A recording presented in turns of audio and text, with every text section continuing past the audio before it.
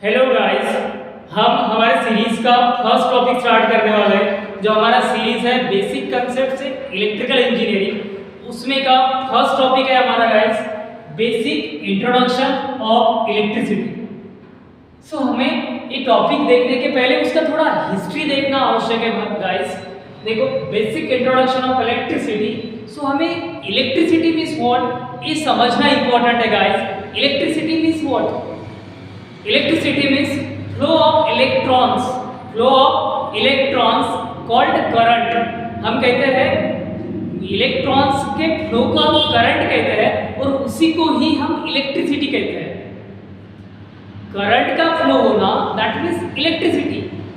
Current का flow होना that means electricity guys. So current flow जो होता है वो किस माध्यम से होता है, कहाँ से होता है, वो देखना इंपॉर्टेंट है और उसके लिए वो एलिमेंट का बैकग्राउंड देखना आवश्यक है गाइस। सो हमको बताया गाइस, हमारे पीरियोडिक टेबल में 118 एलिमेंट्स हैं टोटल, 118 एलिमेंट्स, जिसमें मेटल्स है 89, नॉन मेटल्स है 22, मेटलॉइड्स है 7। सो ऐसा टोटल कॉन्फ़िगरेशन है हमारा पीरियोडिक टेबल में 118 एलिमेंट्स का। जिस भी एटम में इलेक्ट्रॉन्स का नंबर प्रोटॉन से ज़्यादा है वो एटम कौन सा चार्ज बेयर करेगा? वो निगेटिव करेगा। क्यों करेगा? क्योंकि उसमें इलेक्ट्रॉन्स का नंबर कम है, इसलिए निगेटिव करेगा। और जो एक्सेप्ट कर रहा है वहाँ पे इलेक्ट्रॉन्स का नंबर बढ़ेगा, एक्सेप्ट कर रहा है तो इसलिए चार्ज जो है पॉजिटिव चार्ज बेयर करेगा। सो फिर ये नॉन मेटल क्या होते हैं गाइस?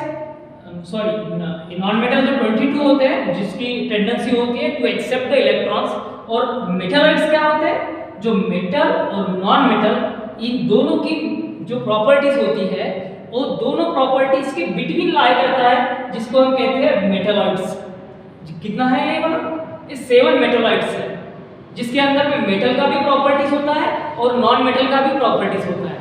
जैसा कि हमारा सिलिकॉन है, जर्मेनियम, एंटीमनी, आर्सेनिक, ये सारे मेटलॉइड्स है गाइस, जिसके अंदर में मेटल की भी प्रॉपर्टीज होती है, नॉन मेटल की भी प्रॉपर्टीज होती है। उसका सिंबल, उसका एटॉमिक नंबर, ये बाय हार्ट लर्न ही करना है, क्योंकि कॉम्पिटिटिव एग्जाम में ये डायरेक्टली क्वेश्चंस आपको देखने के लिए मिलता है कॉम्पिटिटिव एग्जाम में फर्स्ट 20 एलिमेंट। सो देखो यहाँ पे हाइड्रोजन है, helium, lithium, beryllium, boron, carbon, nitrogen, oxygen, fluorine, neon, sodium, magnesium, aluminium, silicon, sulphur, phosphorus, argon, chlorine, potassium, calcium. So hydrogen का जो एटॉमिक नंबर है 1 है गाइस, हीलियम का 2, लिथियम का 3, बेरिलियम का 4, बोरॉन का 5। ये सीक्वेंशियली ही लिखा है मैंने, मतलब उसका जो एटॉमिक नंबर है वो उसके अकॉर्डिंगली ऑर्डरली वाला वहाँ पे कंसीडर किया गया है।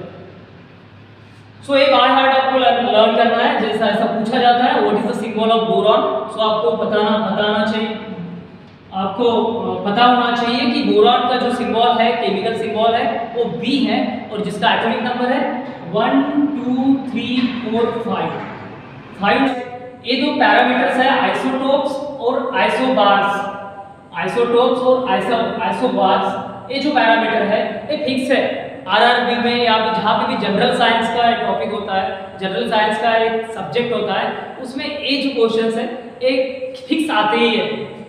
सो देखो, इसमें से आपको ध्यान में क्या रखना है, मैं ये आपको अंडरस्टैंड करवा कर दे रहा हूँ आइसोटोप्स और आइसोबार, कैसे आप कंपैरेटिवली अंडरस्टैंड करेंगे इसको, और कैसे वहाँ पे जो क्वेश्चंस बनता है उसमें कैसे हम राइट ऑप्शन को पिक कर सकते हैं। सो देखिए आइसोबार, देखो यहाँ पे ये आइसो दोनों इसमें आइसो है, तो आइसो का देखो ये तो कॉमन ही है तो कुछ मीनिंग नहीं है। तो ये वाला आपको डिफरेंशिएट करना है। यहाँ पे बार्स है, बार्स मतलब ध्यान में रखना है कि ऊपर, टॉप। बार्स मतलब क्या है? टॉप, बार्स का मीनिंग। सो देखो मैंने यहाँ पे 3 एलिमेंट लिया है, आर्गॉन, पोटेशियम, कैल्शियम। इसके एटॉमिक नंबर क्या है गाइस? 18 है, 19 है, 20 है। और एक बात देखो, मैंने अगर आर्गॉन यहाँ पे लिखा हुआ है तो एटॉमिक नंबर कहाँ पे लिखा जाता है? इसके नीचे और लेफ्ट साइड में ये एटॉमिक नंबर होता है। आर्गॉन का एटॉमिक नंबर क्या है गाइस? 18।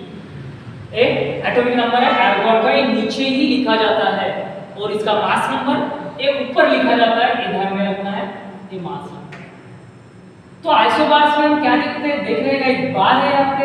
बार मतलब क्या, बार मतलब क्या, ऊपर मतलब टॉप। एक टॉप पे हर एलिमेंट के टॉप पे हम देखते हैं। तो यहाँ पे देखिए ये 40 है, यहाँ पे भी 40 है, यहाँ पे भी 40 है, मतलब बार जो है वो सेम है। मतलब क्या, मैंने तो बोला ही है, एक आपको ध्यान में रखना है कि नीचे जो होता है एलिमेंट के नीचे वो क्या होता है, एटॉमिक नंबर, और जो ऊपर होता है वो क्या होता है, मास नंबर। सो हमें यही ध्यान में रखना है कि नीचे एटॉमिक नंबर होता है और ऊपर मास नंबर होता है। ये तो समझ में आता है अगर आप एटॉमिक नंबर ध्यान में रखते हैं। सो देखिए यहाँ पे आर्गन का एटॉमिक नंबर है 80, इसका 90, इसका 20, और इसकी बात करते हैं तो मास नंबर है, तीनों का मास नंबर जो है वो सेम है, 40 40 40। सो अगर ये ध्यान में रखेंगे आप तो ये इजीली आप कैच कर पाएंगे।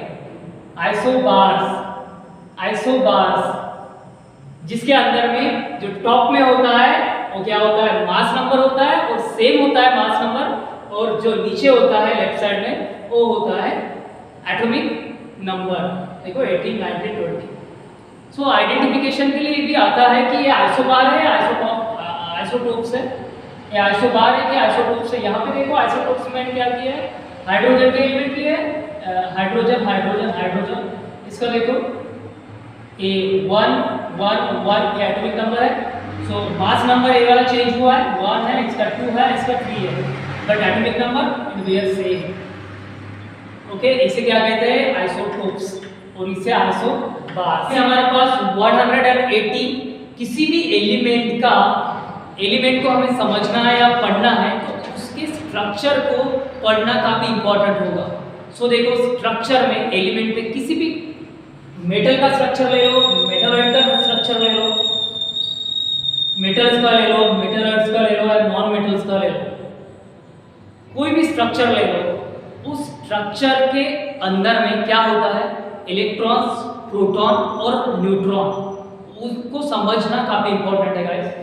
सो देखिए यहाँ पे मैंने एक फिगर ड्रॉ आउट किया है। सो यहाँ पे देखिए ये मैंने कॉपर का एटॉमिक स्ट्रक्चर मैंने यहाँ पे ड्रॉ किया हुआ है। कॉपर जिसका एटॉमिक नंबर है 29 गाइस, एटॉमिक नंबर 29 है, उसका एटॉमिक स्ट्रक्चर यहाँ पे मैंने ड्रॉ किया है।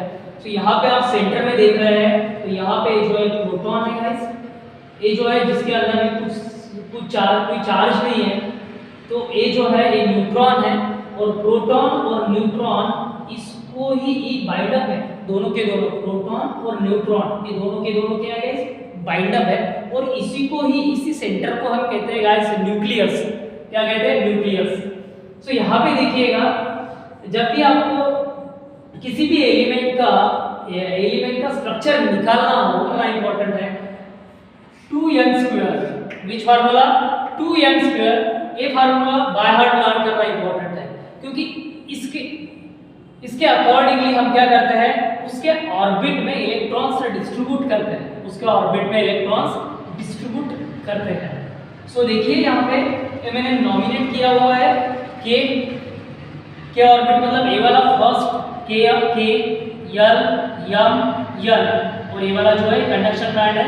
देखो सबसे लास्ट में जो होता है वो कंडक्शन बैंड होता है, जिसे हम कंडक्शन सेल भी कहते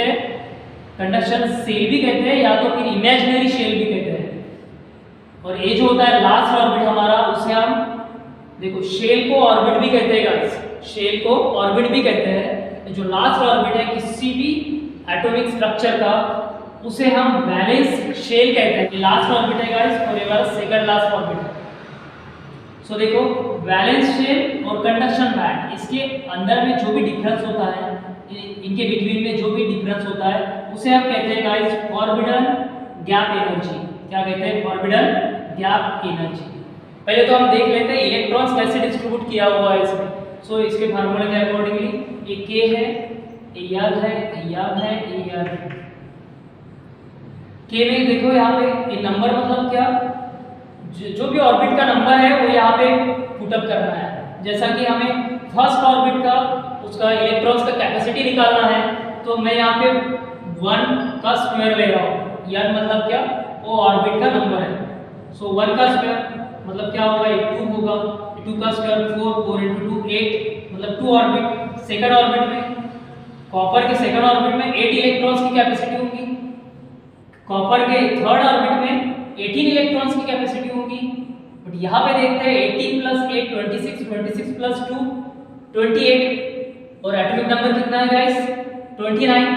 जितना भी एटॉमिक नंबर होता है उतना ही इलेक्ट्रॉन्स होता है, और इलेक्ट्रॉन्स और प्रोटॉन का नंबर सेम होता है। सो ओके, सो अभी कितना बचा है, n ऑर्बिट में कितना होगा इसका, n ऑर्बिट में सिर्फ 1 ही इलेक्ट्रॉन्स होगा, दैट मींस लास्ट ऑर्बिट में यहाँ पे एक ही इलेक्ट्रॉन्स होगा, यहाँ पे 18 इलेक्ट्रॉन्स होगा। वैसे देखते हैं इसका रूल, तो लास्ट ऑर्बिट में 8 इलेक्ट्रॉन्स होना चाहिए किसी भी एटॉमिक स्ट्रक्चर का जो लास्ट ऑर्बिट होता है जिसे हम वैलेंस शेल कहते हैं, वहां पे 8 इलेक्ट्रॉन्स होना चाहिए, और उसके बाजू वाला that means second last orbit में 18 इलेक्ट्रॉन्स मैक्सिमम कैपेसिटी होना चाहिए। 18 इलेक्ट्रॉन्स के कम रहा तो चलता है, ज़्यादा नहीं होना चाहिए। और लास्ट ऑर्बिट का भी वैसा ही है कि 8 इलेक्ट्रॉन्स मैक्सिमम होना चाहिए और उसके बाहर नहीं जा सकते। फिर आपको अगेन एक ऑर्बिट निकालना होगा, दूसरे इसमें ढूंढना होगा। सो ये वाला दो आपको जो रूल्स है वो पता होना चाहिए। लास्ट ऑर्बिट में 8 इलेक्ट्रॉन्स का कैपेसिटी होता है और सेकंड लास्ट में 18 इलेक्ट्रॉन्स का कैपेसिटी होता है। सो देखिए अभी देखो इसके लास्ट ऑर्बिट में 1 इलेक्ट्रॉन्स है, लास्ट ऑर्बिट में 1 इलेक्ट्रॉन्स है। सो अगर दो एटम है हमारे पास, दो एटम है, एक कॉपर है और एक दूसरा नॉन मेटल है ना, जिसके लास्ट ऑर्बिट में 2 इलेक्ट्रॉन्स है, लास्ट ऑर्बिट में 2 इलेक्ट्रॉन्स है, तो कौन किसको डोनेट करेगा? जिसके लास्ट ऑर्बिट में कम इलेक्ट्रॉन्स होगा वो एटम अपना इलेक्ट्रॉन्स दूसरे इसमें डोनेट करेगा, है ना।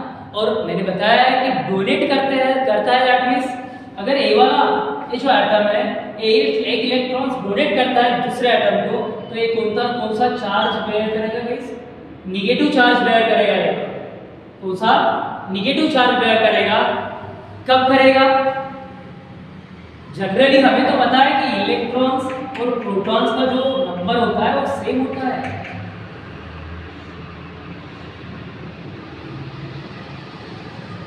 मींस इलेक्ट्रॉन्स का जितना नंबर होगा उतना ही प्रोटॉन का नंबर होगा।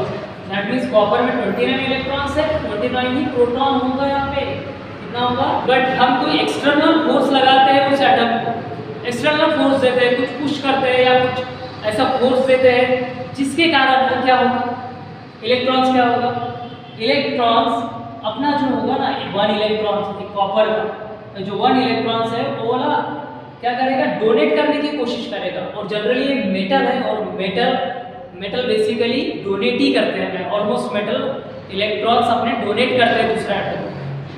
सो ये वाला डोनेट करके क्या कौन सा चार्ज बेयर करेगा, निगेटिव चार्ज। वैसे तो देखो जो इलेक्ट्रॉन्स होते हैं इनहेरेंटली इलेक्ट्रॉन्स लाइट वेट होते हैं कंपैरेटिवली प्रोटॉन के प्रोटॉन जो होते हैं इलेक्ट्रॉन्स की कंपैरेटिवली वो 1840 टाइम्स वेटेड होते हैं, किससे? इलेक्ट्रॉन से। हालांकि उनका जो साइज होता है वो छोटा होता है, साइज छोटा होता है, बट इलेक्ट्रॉन का साइज बड़ा होता है, बट वेट में वो काफी हल्के होते हैं। 1840 टाइम्स लेस होते हैं प्रोटॉन से।